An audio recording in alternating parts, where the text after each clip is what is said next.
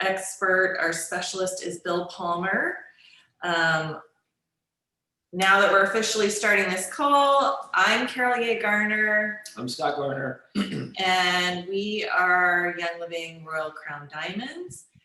And the reason why this was even created was because I was having a hard time dealing with all of the racial issues that were happening when George Floyd was killed and even before that. And I was struggling with what do I do and how do I deal with this and how do I live my life with people that think that nothing was wrong with that situation or any of those situations.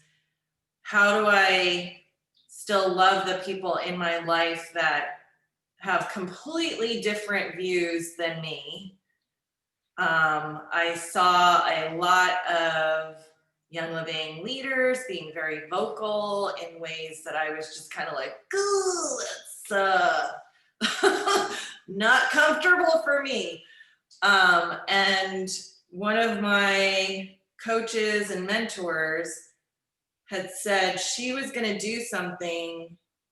She committed to doing something for her business to expand her knowledge base of race, of diversity, of inclusivity. And I was like, there you go. Okay.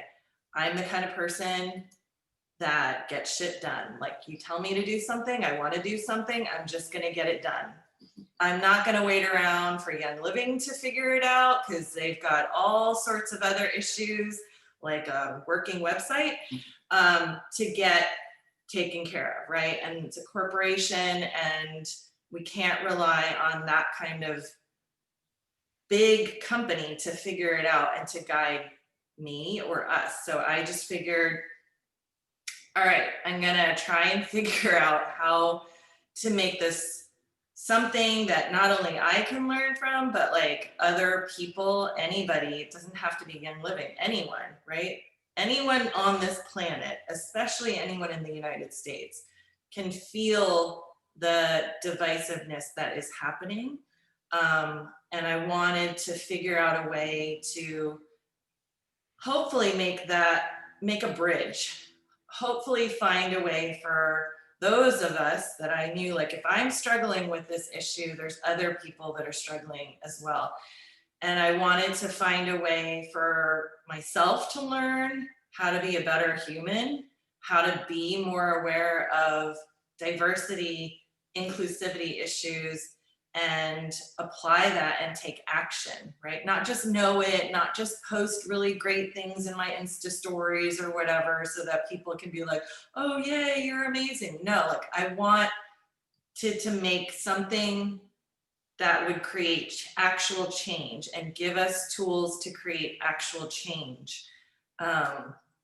So that is why we have this group, and I'm hopeful that with this introductory call and the pre-learning that we're going to do this month and next month, that when we really dive in January, that we are just going to create just a huge ripple effect in the world to help everybody around us just be better humans, be better at understanding of diversity issues. But one of the things that I just want to like highlight is it's not that we're like any of us are bad people because we have overlooked racism or scrolled by it or whatever. And it's not that the people that are really, really vocal are bad people. It's just that we learned a certain way of thinking and being, right? We come from a certain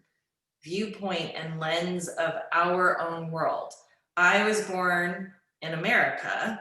My parents immigrated here from China, but I constantly get asked, oh, where are you from? I'm like, California. They're like, no, where are you from? Like, well, I was born in New York, but I'm from California. And they're like, no, like, where are you from? And I'm like, oh, you mean like, where are my parents from? You know, and I've had conversations with some of my friends who we're like, well, what's offensive about that? And it's like, it's just the implication that I am a foreigner. And when a white person asks a white person, where are you from? They automatically just think like a state, right? Like, I'm from this state, I'm from this state. But when somebody white or whatever asks a person of color, like, where are you from? That automatically means like, what's your heritage? What's your ethnicity? So like, just knowing that like those different little ways of asking things can be offensive is eye-opening. And so for the majority of the people that were like, well, what's wrong with that? They were like, oh crap, like I had no idea. Like, thank you for letting me know, right? Another thing that I want to just kind of highlight is like, when you think of, like, here's an example, like think of a man that goes into a bar or a restaurant. What color is the man? Type it in the comments if you can. So when you think of a story of a man going into a bar or restaurant, I think of a white guy, right? But I'm Asian. Like, shouldn't the guy be Asian? Nope, right? Because we've been inundated with imagery from the media and movies and all of the things, the stories of whiteness, right? And when I talked to Bill, who's gonna give a little intro of his background, and Lisa, who are our experts, he pushed me to think even further. So when you think of the guy that goes into the bar or the restaurant, he's white for the most part. Most people think about that. But when you go even further into the restaurant, what color is the person washing the dishes? Ooh, right? Like that's kind of eye-opening to realize like, oh crap, like I automatically think that the person washing the dishes is Hispanic. When you think of a housekeeper, what color do you think the housekeeper is? Here in California, they're mostly Hispanic. When you think of like who's picking the strawberries on the fields in California, it's all Hispanics, right?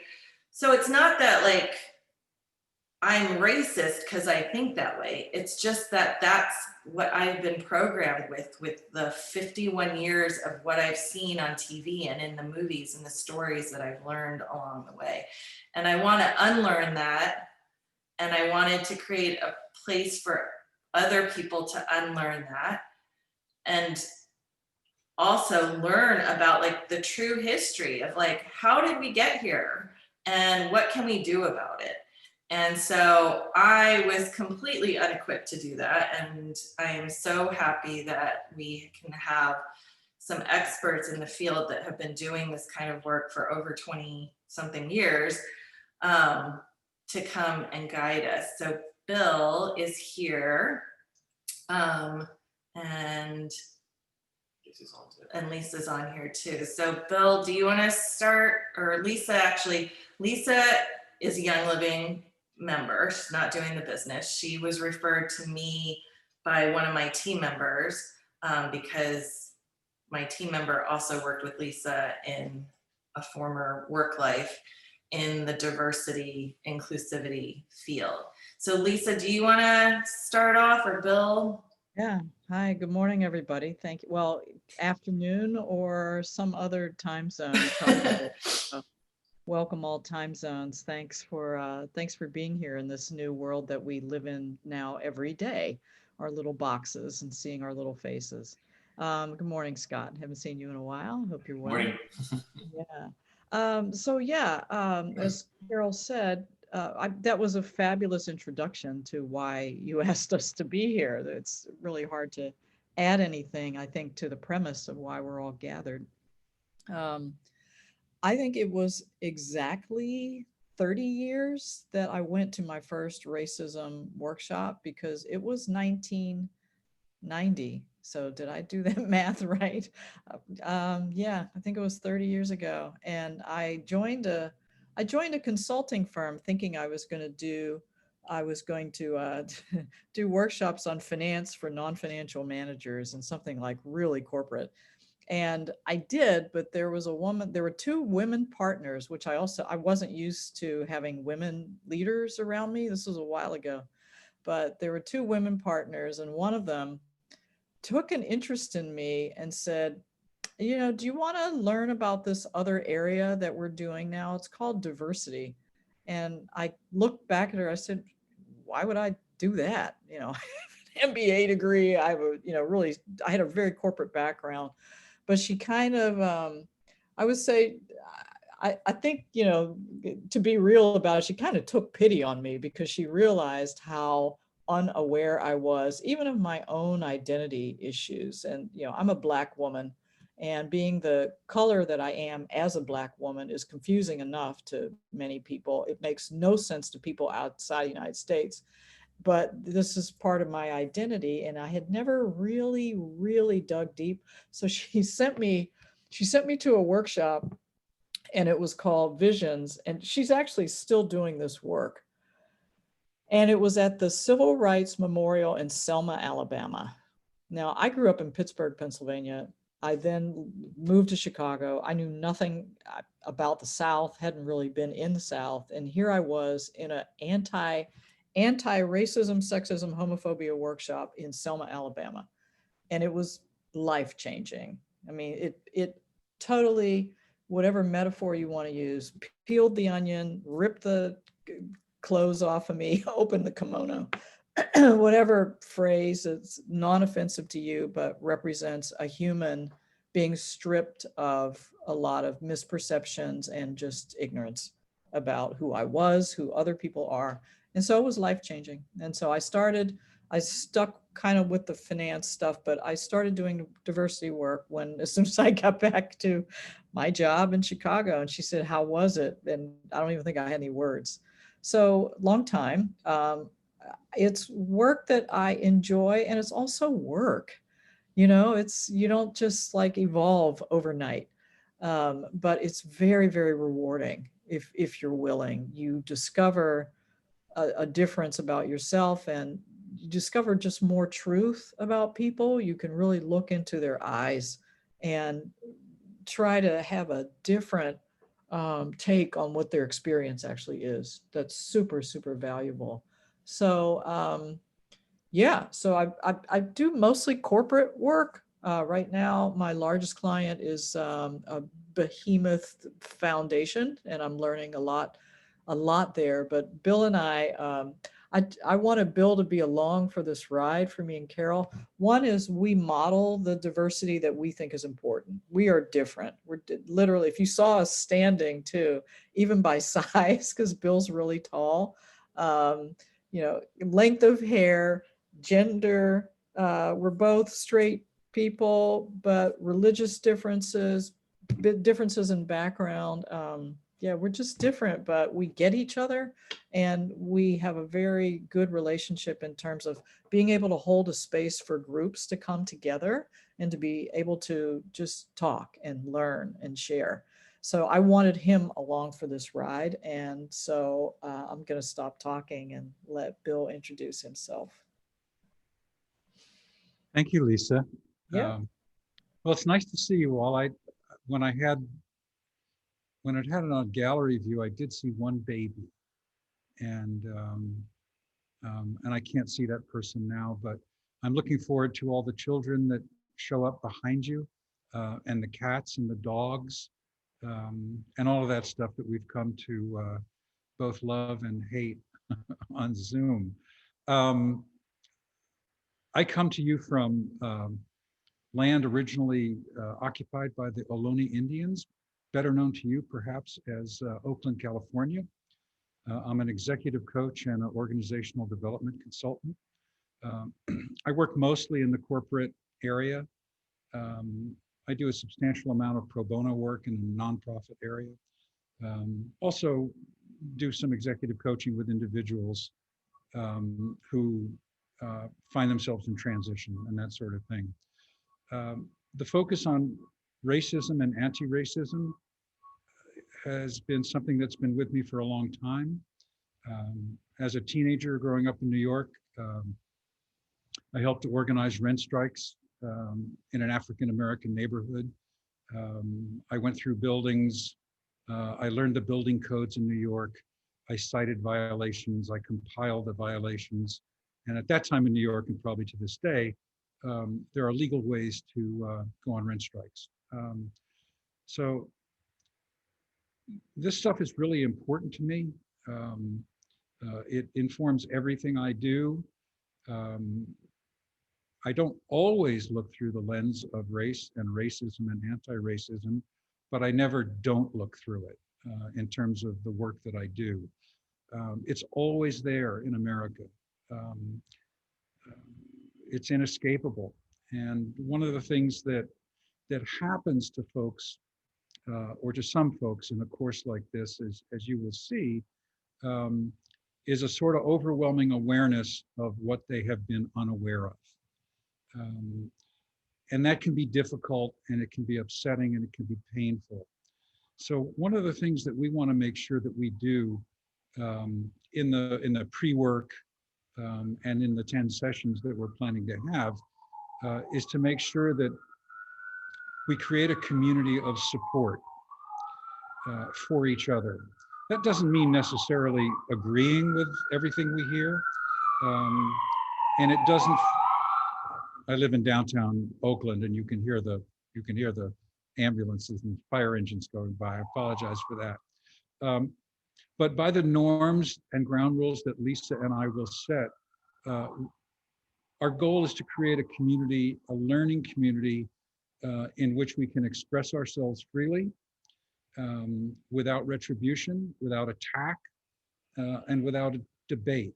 Now, that doesn't mean that if you hear something you don't like or that you don't agree with, that you can't respond. You can respond.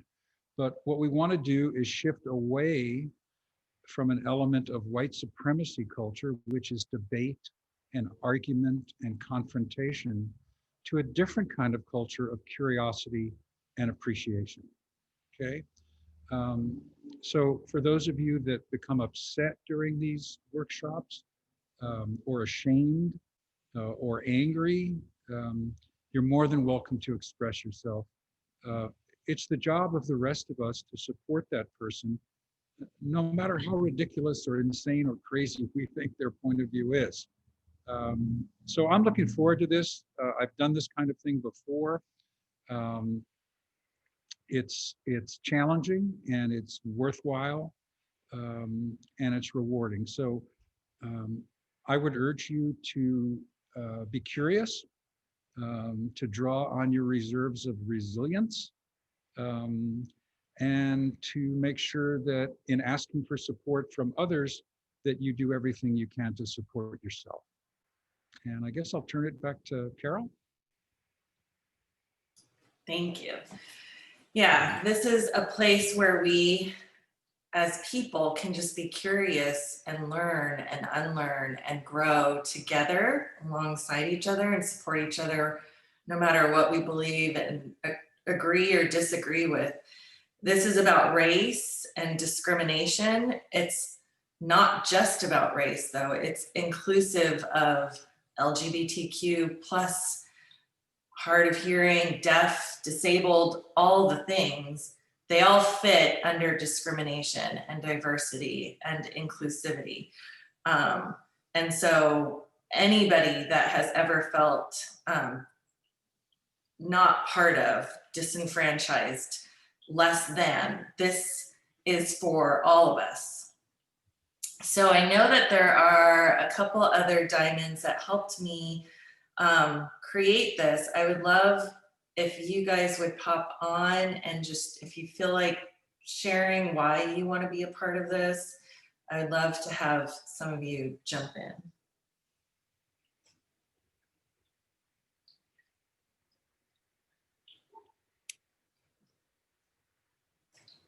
I can go. If you'd like me. Thanks, Laura. I'm Laura Hopkins. I have been in Young Living for 14 and a half years, and I live in the South. I've lived in Texas most of that time, Oklahoma. Quite honestly, I have been very aware of diversity when I moved from Oklahoma, which was predominantly, I was surrounded by white people, and moved to Houston, Texas. And I started becoming more and more aware of actually diversity in my corporate job when I worked for a large Fortune 8 company. And I was noticing that in our communications and our pictures that we were not really representing our global community. And so I just started being more aware of that in relationship to how I saw the world. And I'm very grateful that Carol started this. And I feel like, I love what Bob said, that we don't have to agree with everything everybody says, that we need to be able to, if we're going to live in this world, we need to come together and have awareness and say, wait a minute, if that is offensive to me, what's going on in my worldview? Why? Let's just question it instead of being in a place of constantly being defensive. Let's get into curiosity and ask questions. So anyways, I am very grateful to be here. Thank you. Anybody else want to jump in that helped with this project? Carol, I'm happy to share. Christina here. My name's Christina Rothstein, and I'm a diamond from Connecticut. I am so grateful for this space, and I'm grateful for Carol, because I don't think that I would have gotten this all up and running myself, but I knew something needed to be done and that I wanted to be part of the solution. And I want to congratulate everybody here for being part of the solution. I felt very stuck, especially reaching the diamond level in Young Living and realizing that there was a lot of work to do, and there was a lot of stuff that people maybe let fall by the wayside, didn't necessarily speak up when they needed to when they needed to speak up.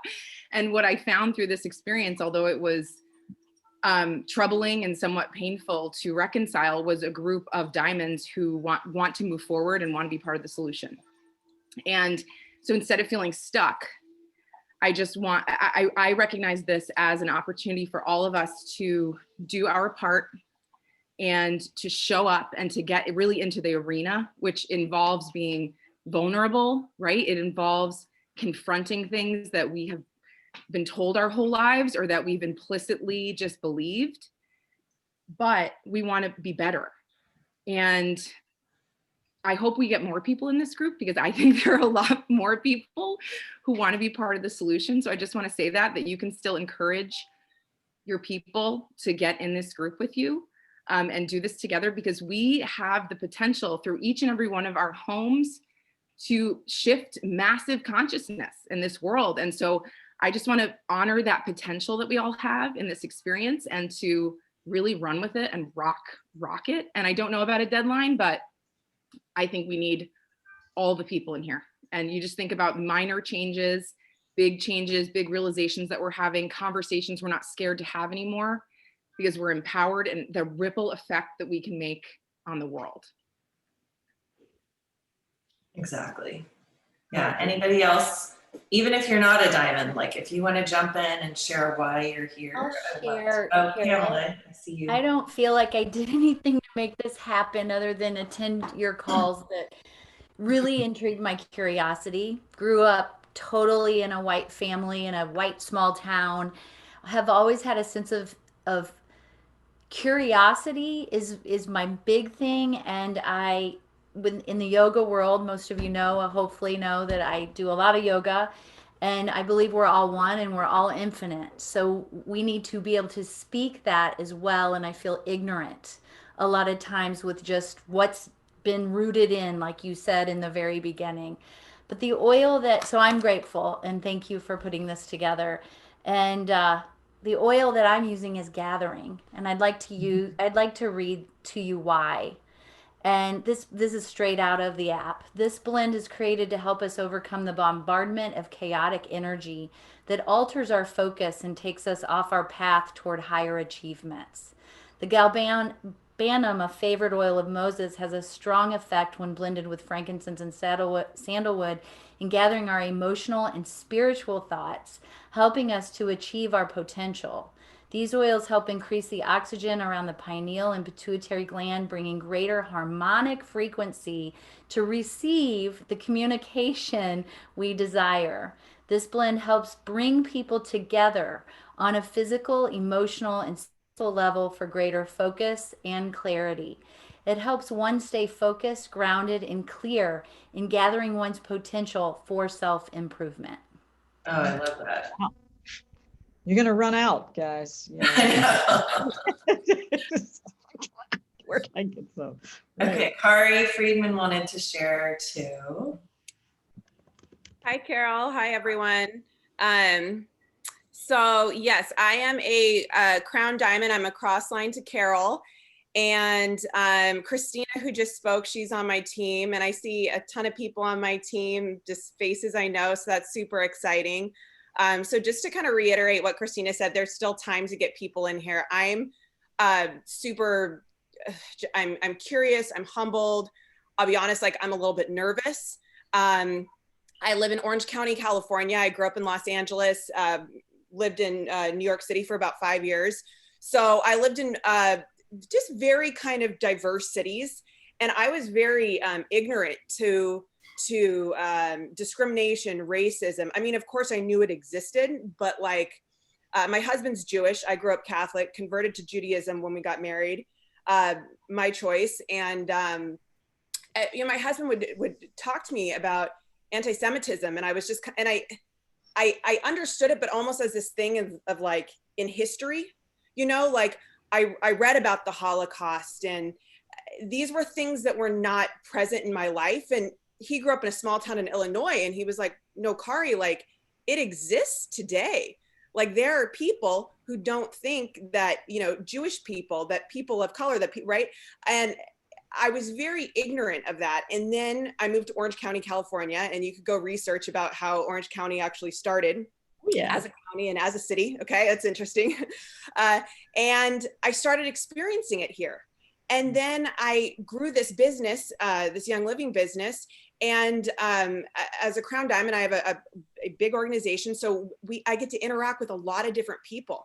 And I started finding that I didn't have the words and the knowledge and doing my business, even the leadership skills to kind of grapple and feel comfortable talking about some of these things with my team, with people who come to me. I've had people who come to me and say, I can't believe that you work with that person because of what they share on social media. And those are things that, like I said, I'm humbled to be here, a little nervous because I don't know what's going to kind of get opened up here, but I'm ready to learn. And I suggested in the comments the oil humility. For those of you who are oilers on here, I'm pretty sure it is the least sold oil in Young Living. So maybe we could use it and change that. So thank you so much, Carol, for all your work. Again, I'm just super excited to be here. And I apologize if I have to hop off early to grab people from school, but I'm excited to learn while I'm here. Thanks, Kari. And then one more, Christian Axness wanted to share. Hey, we are Nate and Christian. We are actually platinum leaders with Young Living. We're pursuing diamond by the end of this year. And I just wanted you guys to know that I am so thankful to share space with you. I'm so thankful to have found a community that is passionate about some of the things that Nate and I are so passionate about. To tell you all a little bit about us, we actually travel full time, and travel has really opened our eyes to just being more open and more inclusive, and how this is such a passion for us. And now bringing it into our Young Living business is like so amazing. And I just wanted to take the opportunity to introduce myself and let you guys know that I feel like we could really have something awesome here. And like Kari mentioned, I'm a little nervous about it too. I don't think that this is something that has been on a lot of people's radars for a while. And to be the individuals that kind of point it out and decide to pursue it energetically, I think we can change a lot of things. And I'm just really excited about that. I'm so thankful to Laura and Christina and Kari and Carol and anybody else. Bill, thank you. For any people of color here, I want you to know that I am so thankful that you are taking part of this, and I'm excited to learn and share with you and hear your experiences. To any LGBTQ plus individuals here, or all of those diverse people, I just want you to know that I am so thankful that you are here, and I'm so excited to learn more. Thank you so much. Cynthia Ralston wanted to share something. You have to unmute. Hello, everyone. Really nervous about this, believe it or not. I talked to Christina about this, about whether I wanted to be a part of this, only because I didn't know what the format would be about, in the sense that would my voice be valued, being that, for lack of a better word, I'm one of those African-American woman who has had to deal with this her whole life, and I'm almost 60 years old.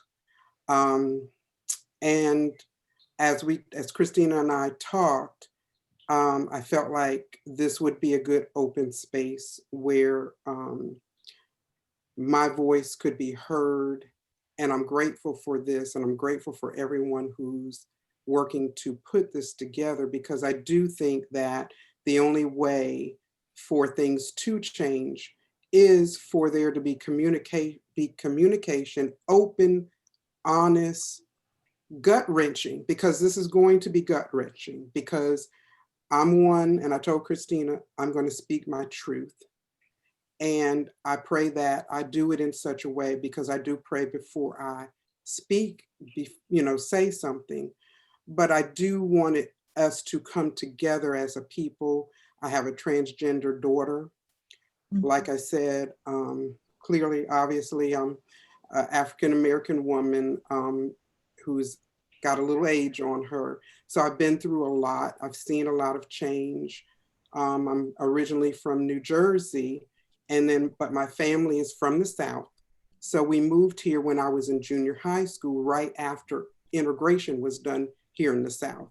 So I've seen both sides. I've seen where people work together, but I've also lived through a lot of racism. So I am so, so grateful for this opportunity for us to come together, and not only as individuals to make ourselves better, but to make Young Living a more diverse place, because that is one of the issues that I've seen since trying to grow this business.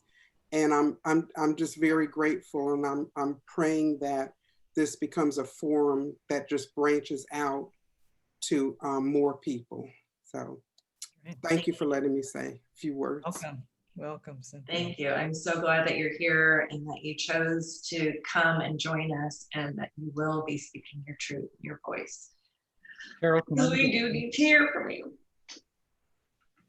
Go ahead, Bill. I think Bill and I are probably going to the same place. So, well, I'm going to test the Vulcan mind meld. What were you going to say at this point after Cynthia's intro? Go, Bill. Well, I think in all of the previous comments, maybe except for one, what people are experiencing, it sometimes, if we put a name to something, it helps us to deal with it better. And so what you're experiencing maybe right now, and what I'm quite sure most of you will be experiencing in the workshop cells, is racialized discomfort. And like any discomfort, if you've never felt it before, it's powerful, maybe even more powerful than if you were used to it. So racialized discomfort for many white people is a brand new experience, because white is default, and they've never had to think about this stuff before. When I listened to Cynthia, I recall her saying, I've had to deal with this all my life, okay? So people who are defined as other, be they African-American, be they Hispanic, be they gay, be they transgender, on and on and on. I could go on for the whole rest of this call with the list of people who are defined as other. They have had to adjust to white supremacy default culture. White people haven't. It's just the way it is. So before I ask for you to support yourself and to be resilient, one of the ways to manage your racialized discomfort is just really get into it, and to also realize what it is. It's a new experience for many of you, perhaps not all of you, and it's a good thing, even though it feels uncomfortable. Mm. Did we meld, Lisa? No, which is why I love working with you. I was going to say something different, but I want to put a comment into Cynthia, and then I see Jennifer would like to share also. So let me just say to Cynthia, welcome. I hold you. And I'd like for people to know two things. One is we really need your voice. And the other thing is you don't have to represent your whole race. Do you know what I mean? You just, what really moves conversation forward is for people to just speak from the I. I mean, because you bring a super unique experience of being not only a Black woman, but all the intersectionality issues that you could think of, right? Geography, race, mother, raising a transgender child. All of that stuff is the layers and the layers and the layers that make you who you are. And so you don't have to speak for anybody, but occasionally, right? It's both and. It's nice if you give the perspective to say, as a Black person, probably a lot of other Black people feel this way too. So I'm going to just say X. So welcome. So I just want to say welcome, and I hope you find a space that it's probably not going to be comfortable, but to know that you belong in this space and we got you. So that's it. And Right. was it Jennifer? Jennifer, I think wanted to. Yeah, Breathe Yoga had her hand up, and then Jennifer Howard next. So if Breathe Yoga is still on this call. Carol, I'm Breathe. I'm Stacey Vann. I'm a gold leader within Young Living. I'm in Pamela Hunter's organization. We met at the Balance Retreat in California. I am honored to be here. I've actually done a lot of diversity training. I've done work with Antonio Collins and Michelle C. Johnson, a lot of it around the yoga industry. And I lead teacher trainings and I've had a lot of BIPOC in my classes. And therefore have also made a lot of adjustments over the years of just even inherent languaging and things that were present that were made to my awareness. And even one of them, and I'd say the most potent lesson, was the work of Mickey Bay Scott Jones, if any of you are familiar. But saying like that we're creating a safe space. And she's like, we can't guarantee safety for anyone because we don't know what safety looks like depending on what the experience is. But she's like, but we can come with a brave space to be vulnerable, to share our truth, to have an open heart. And so that really also changed my perspective because I can't guarantee everyone's safety. I don't know what can have someone be triggered.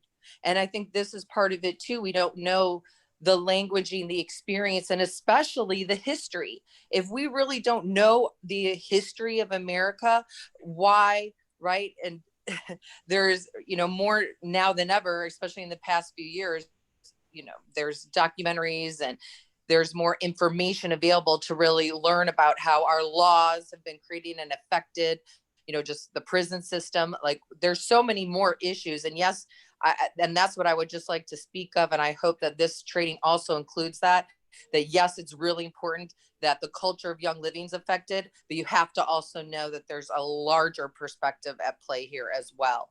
And how we really are going to affect, it's systemic. And it's every system. It's not just Young Living, it's the schools, it's educations, it's the prisons, it's your corporation where you work, as that one Diamond spoke of, that she began to notice when she moved to Houston, right? It's everywhere. And so, I'm honored to, be a part of this collaboration and this discussion. And I'm also here to offer any resources that I have. I've studied with many individuals as well who, so many books and resources, and I hope that we have that opportunity to share those resources with one another. But thank you to all of those of you who created this forum and this launching pad. And I'm honored. Namaste. Thank you. Hey, Jennifer, you want to share? I clicked the wrong place. I think I might be the first that cried. No, I cried before you. Not the last, for sure. I am relieved. I was feeling very distraught about all that I was seeing from the leaders in Young Living. I've been a psychotherapist for 35 years.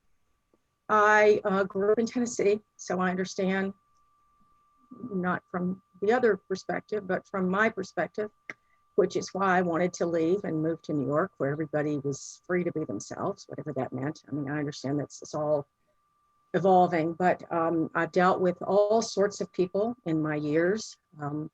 I've taught a lot of spiritual work. I have an interspiritual book that won 12 awards. It's a personal development book called Your Ultimate Life Plan. I'm very proud of it. It says I don't make any money. It's traditionally published, and that's not why I got on this, but it's just, I just know the importance that every human counts.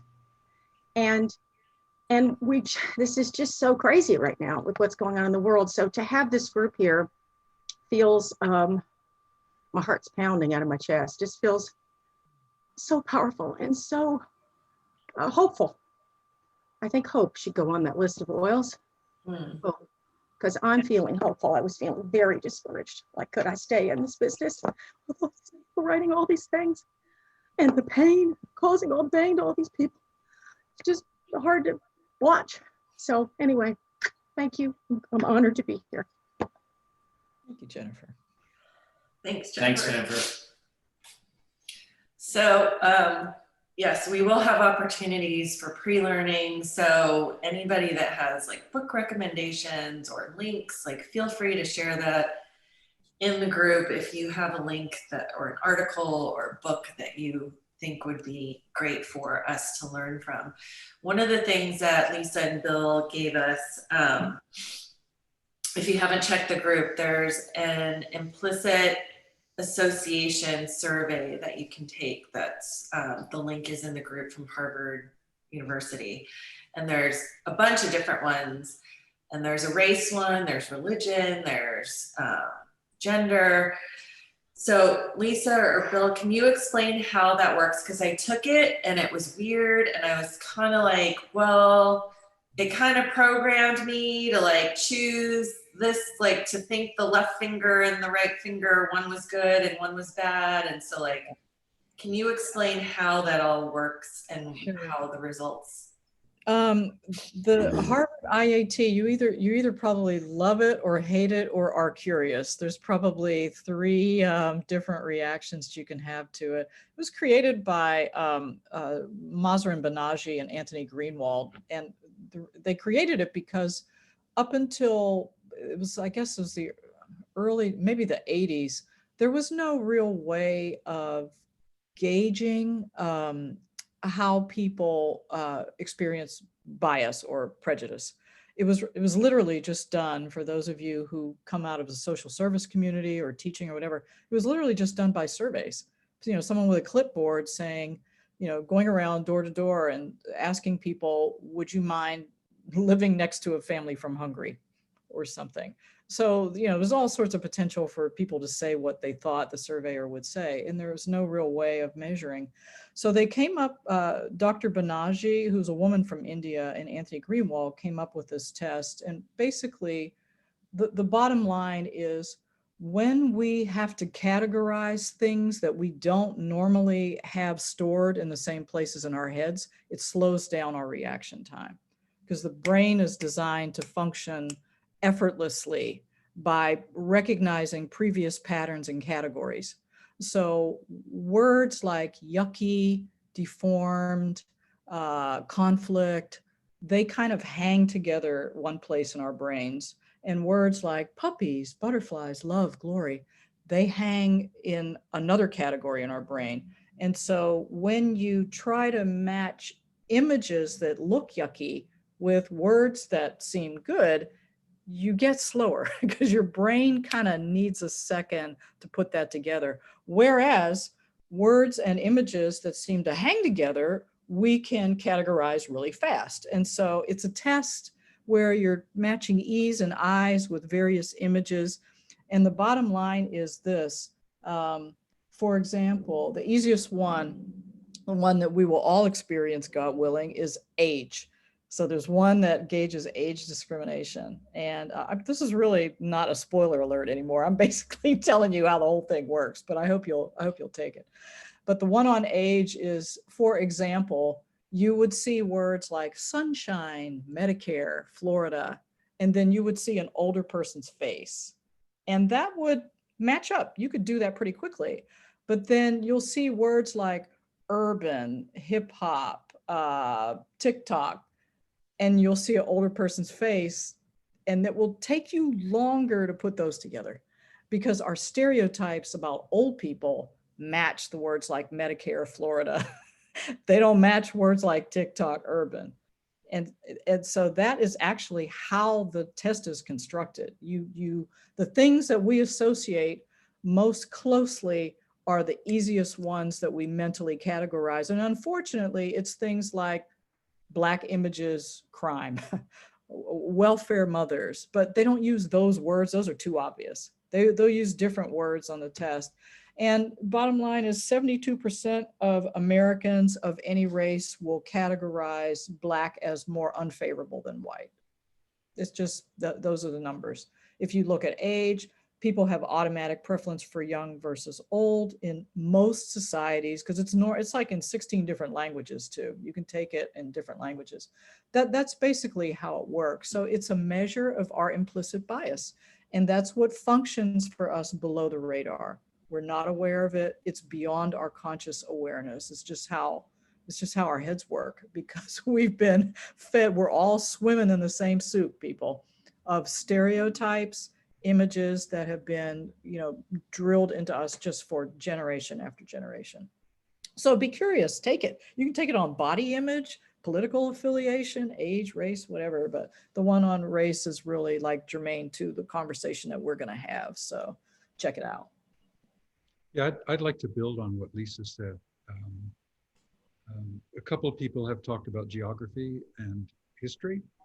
And so some of what we're going to do in the workshop is try to expose some truth behind what we commonly accept about history and geography. So for example, one of the most segregated counties in the entire United States is Nassau County in New York. Nassau County in New York, for those of you who don't know, is suburban New York City. It's blue. It's basically pretty liberal. It has some conservative aspects to it, but it's northern. It's not in Alabama. It's not in Mississippi. It's not in Florida. And it is, over a long period of time, one of the most consistently segregated parts of America. History. The GI Bill is often credited as a wonderful mechanism post-World War II, enabling veterans to purchase homes on very favorable terms, and credited with providing a tremendous economic stimulus to post-war America. Well, specific rules in the GI Bill, and not in the GI Bill, but in the housing regulations, specifically prevented African Americans and other people of color from taking advantage of it. They were systematically excluded from it. So we're going to talk not exclusively about history, but we are going to try to rip away the veil that most of us have had placed in front of us, and that some of us have colluded with, about what's actually gone on in American history. And the cliches about the South and the North and the East and the West. And how that history has led us all and the government to be discriminatory against anything that's not white, right? LGBTQ, disabled, deaf, like our systems are not built to give everybody an equal chance and an equal opportunity. And equity is where is what we need, right? We don't need just people to be equal. Like, we need the whole system to be something that provides equity for everyone, equal chance, equal opportunity, like all the equals, right? Whether your color is different, whether your gender is not what you were born in, or whatever it is. But all that history has led us to where we are now. And we kind of have to unpack that box, and it will be uncomfortable. And I will probably cry every single time we have a call. But I want to just address, I know some of you, for Young Living people, I know that there has been a lot of stuff that has led a lot of people to question, like, is this even the business I want to be in? Like, I can't be on this team. I want you to know, this hasn't been shared publicly by Young Living Corporate, but the new COO that came in, Joe, on our last Diamond call, he spoke a little bit, and it gave me hope for the company. So what he pointed out was that our company has been running as a US company with global assets. And he said, we need to change that and shift that thought process. We're a global company. And he vowed that he was going to make sure that we run as a global company to include the diversity, because we have Muslims, we have, you know, Hindus now that we're in India. We have all of the different religions and colors, and we have those religions and colors in the leaders as their businesses are growing. And we can't run the way that this company has been run for the last 25 whatever years. So that gave me hope. Prasad, who is Eastern Indian, who came here to America and worked as a janitor, and worked his way up, and is now like the second in command pretty much of the company. He is now over sales and operations globally. Tolman, who is, what's his background? Sure. He is from the Pacific Islands. He's a Pacific Islander. He has been promoted to like the VP of International. So he was just for Asia Pacific, but now he's over all of international, and he's a Pacific Islander. And then we have Gabby Sanchez, who is Latino. He has been promoted to North America. North of all Americas, South and North America. So we have 3 people of color at the top ranks, along with Joe, who is white and older and clearly a Republican if you look him up. But he is able to see that, like, we need to shift the culture of our company. And so even if, like, I'm hopeful that this call and these workshops are not just for Young Living people. Like, I want us to get like all of our friends that are struggling with this, that aren't in Young Living, to join this conversation in this group. But I just wanted to highlight for those that are in Young Living, like, there's stuff happening, things are shifting, but again, we have to give them grace and time, because it's a corporation that has been run for 25 plus years a certain way, and it's gonna, you know, shift things. So yeah, special needs community, Joe, our COO, oh, he's got kids with special needs apparently. So yeah, so I just want you, anybody who's struggling with like, I can't do this business because my uplines are racist or whatever, like, I want you to dive deeper into your business, because we need you where you are. I don't want you switching teams. Like, we will support you. We'll support you wherever you are, but we want you to be where you are in your downline and grow the F out, you know, grow your business so that it's like freaking amazing, and that it will just have that ripple effect. It doesn't matter what your upline believes. It doesn't matter what the people that you had on a pedestal in Young Living believe. Like, we're gonna change the face of Young Living. We're gonna change the energy of Young Living and the world. That's my hope. So I hope that that encourages you to stay where you are and dive deeper into your business and grow and grow and grow. Because when you grow and you use your platform for good and for this, that will help. It'll attract. Yeah, it's just gonna help everything. So anything else, Lisa or Bill, that you want to share before we hop off? I guess just from the perspective that we want to help people come along on a journey. We strive to meet people where they are. Clearly, there are people on the call who may have, from curiosity or interest or whatever, done more maybe research or learning. Great. We invite you to share what you learn. And for people that spoke several about the nervousness starting out, we're not really into throwing people into the deep end of the pool. We want to kind of walk you hand in hand. So we'll start with some basics, some things that feel pretty accessible, so that you start to build a muscle around the conversation and get deeper. I think as people trust more that the space is going to work for people to feel safe and to be able to air things and to show up not knowing if I say something, is that going to be wrong? Because Bill and I are not the diversity police.